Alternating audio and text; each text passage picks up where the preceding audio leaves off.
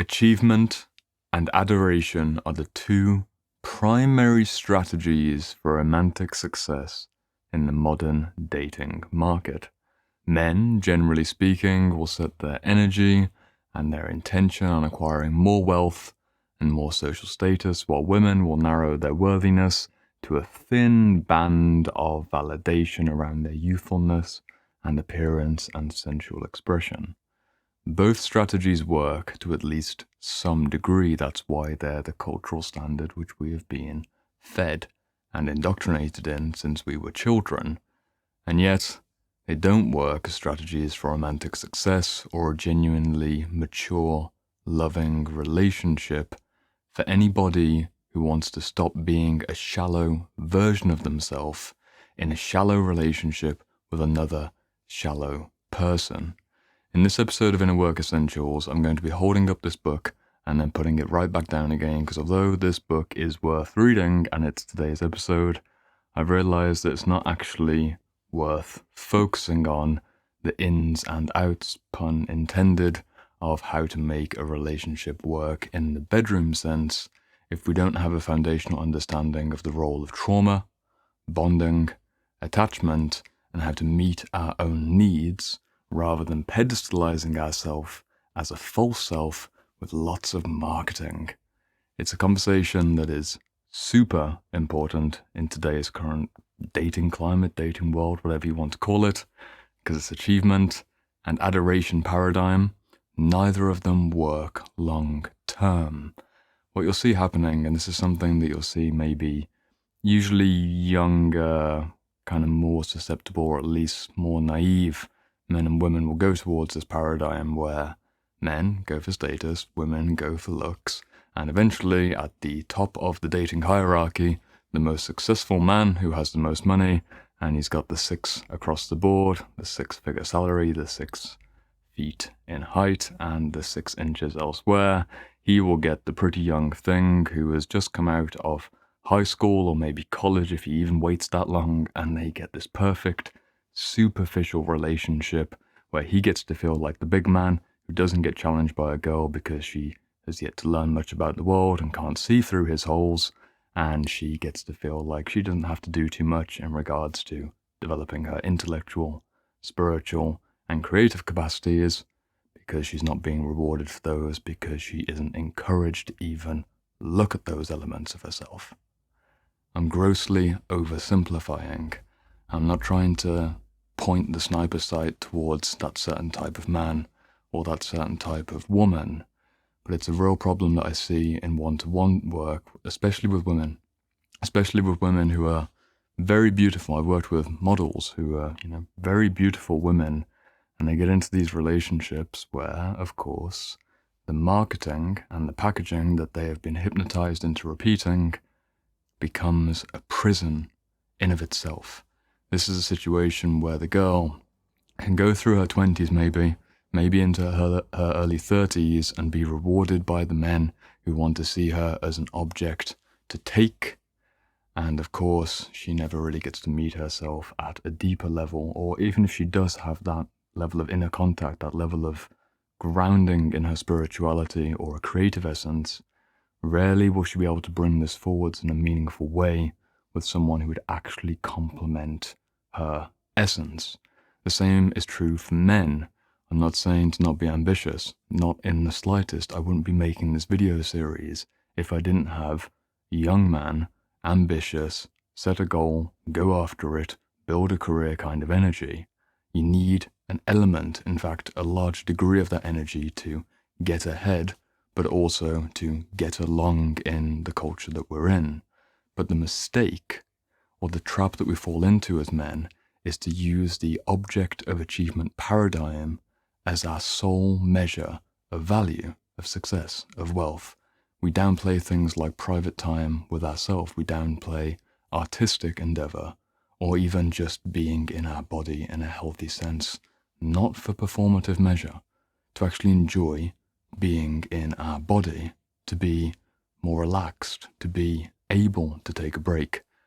People who are way too locked into that achievement paradigm, the false self of having to achieve and work 14 hours a day for 10 years in a row, they will scoff at the very idea that you should relax or that men should allow themselves to explore, not orient primarily around, but explore their emotional side, because otherwise they're going to be perpetually shadow chasing and romantically projecting onto the young women who have more of that emotional side, because not to hate on women, not to hate on men, not to do anything to either, younger people generally have less emotional control and emotional grounding in their own system. An established older man and a young, pretty little thing kind of woman, they go along wonderfully together because they are both equally superficial in different, complementary, toxic shadow ways. They're not toxic people. They just haven't been introduced to an idea that they could be something else. It's usually in our 30s that people tend to click onto the idea. Maybe in the midlife crisis in their 40s, men realize that money wasn't everything and being the CEO wasn't everything, and women realize, oh no, my youth has gone, my beauty is no longer the way it used to be, at least in the way which is rewarded societally, and something is missing. So what are we to do about this?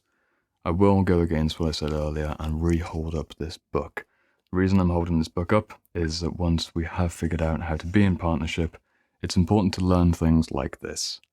It's important to see the human energetic dynamics and be able to connect together, and that's the most tame illustration from this incredibly hands-on guide.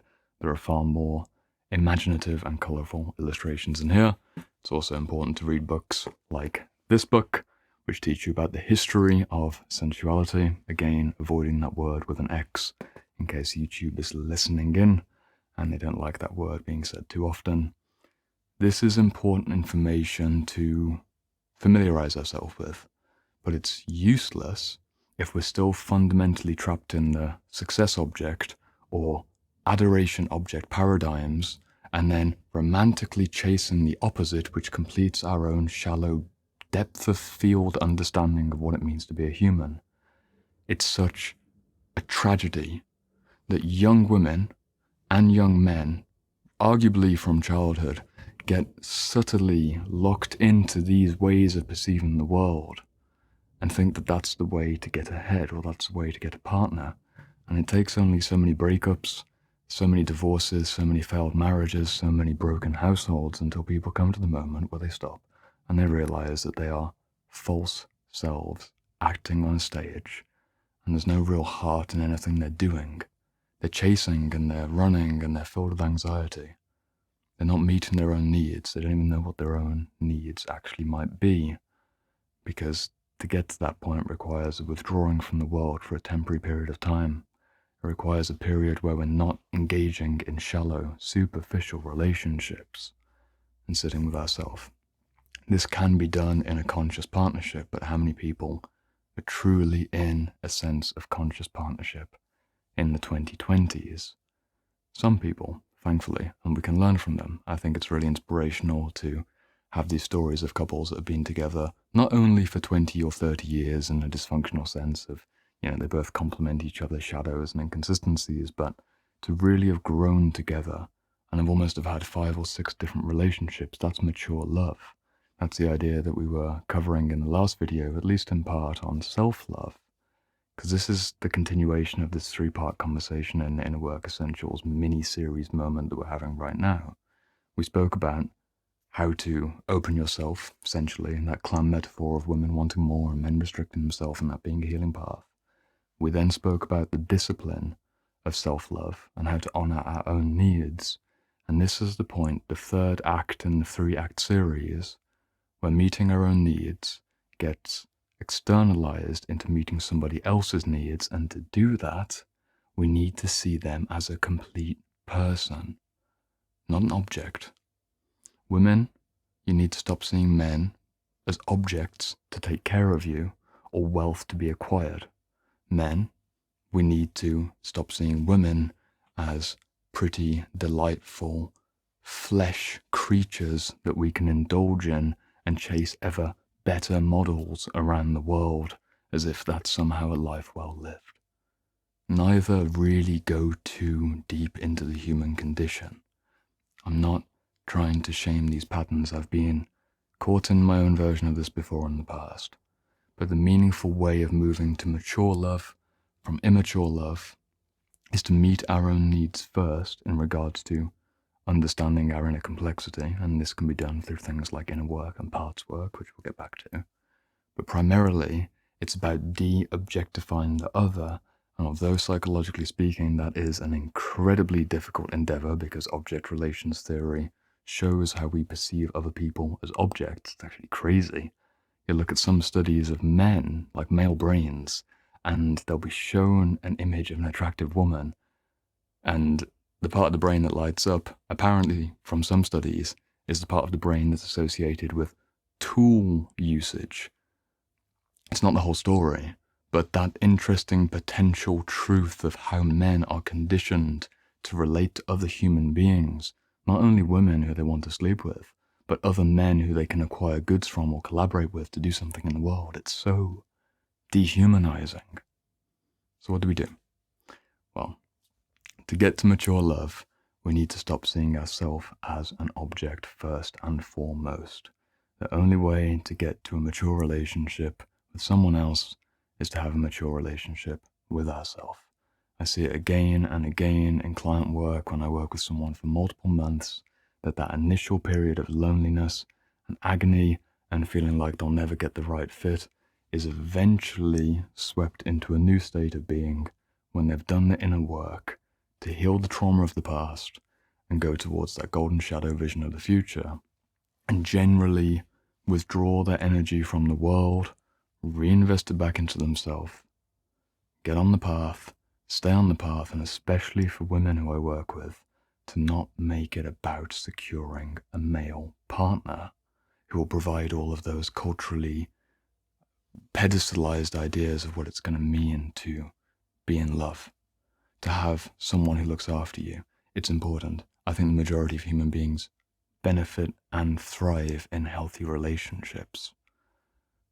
But to temporarily have a detachment from that perspective and not chase after it and focus inwards first, that's the self-love stage, which then, as you've seen the stories online, two self-loving people walk into a coffee shop, they can engage in each other and with each other without a sense of projection and grabbing, controlling, containing, all of that weirdness that we take for granted as somehow normal romantic behavior.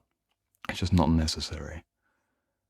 It's a really big topic. If you stayed around on this video for this long, hopefully you see that I am speaking in generalizations, but I know there is far more nuance behind the scenes. Men can set themselves up as objects of adoration. Women who go down the more like alpha bitch pathway can then go to that, archetypally speaking, the alpha bitch, like the, she wears the pants in the relationship kind of archetype.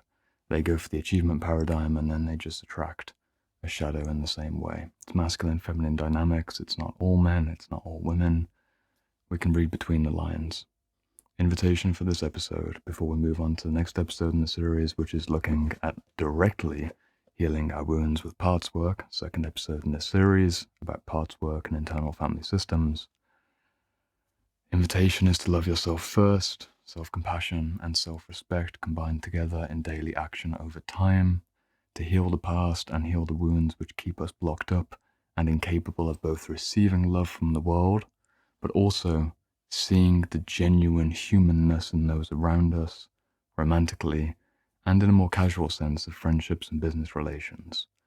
It means to re-enchant the world around us, to have a sense of mystery restored to our being, to be able to be in a social environment and not be lost in the idea that everyone has their own private lives and their own inner worlds and it's all so much to take in. But just to remember that, to some degree at least, every person that you're meeting, and especially the person that you're dating, they have all of that shadow material, all of those unconscious inner conflicts that you have, and maybe more. And the joy of a romantic relationship is to grow together in a way where we both mutually support our inner understandings and external commitments, where everyone benefits in a way which is appropriate for their manhood or their womanhood. That's the end of the video. Next episode, straight into internal family systems. We're going to do the work for real, and I'll see you over there.